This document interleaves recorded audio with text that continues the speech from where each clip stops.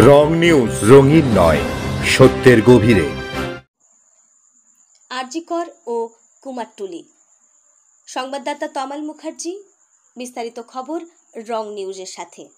প্রতি বছর এ সময় কলকাতার কুমারটুলিতে বেশ ভিড় দেখা যায়।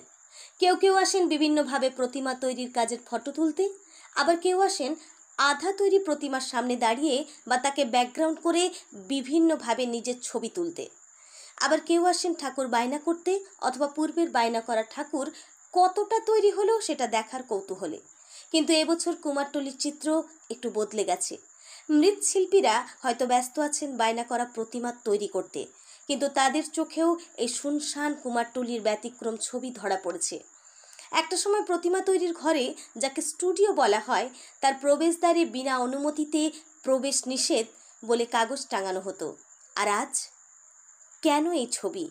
ওখানকার শিল্পী মহলে বা স্থানীয় বাসিন্দারা জানালেন, আরজিকর হাসপাতালের চিকিৎসক মৃত্যু ও সেই ঘটনার ন্যায় বিচারের দাবিতে এই গণ আন্দোলনের জোরেই কলকাতা উত্তপ্ত। প্রায় প্রতিদিনই মিছিল হচ্ছে কল্লোলিনী কলকাতায়। সেই কারণেই সপ্তাহের মাঝে বা সপ্তাহান্তে লোক সমাগম এত কম। কয়েকজনের মতে মানুষের মনে আনন্দ করার উৎসাহ চলে গেছে এই দুর্ঘটনায়। প্রতিমা তৈরির কারিগরেরা জানালেন, আষাঢ় মাসে বায়না করার ঠাকুর প্রতিমায় এখন তৈরি হচ্ছে। আগস্ট মাসে নতুন করে কোনো ঠাকুর বায়না হয়নি বললেই চলে। আরজিকর হাসপাতালের এই ঘটনার পরে অনেক পূজা কমিটি পূজা না করার সিদ্ধান্ত নিয়েছেন। তাই এই কুমারটুলির সব শিল্পী আজ ভীত। তাদের মনে সেই করোনা বছরের ছবি উঁকি মারছে।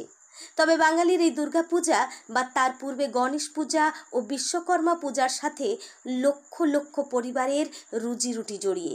ওনাদের সাথে আমরাও চাই এই শুনশান পরিস্থিতির পরিবর্তন। তাই বিশেষ বাহুল্য না করে নম করেও যদি এই পূজা করা যায়, তবে অনেক পরিবার উপকৃত হবে।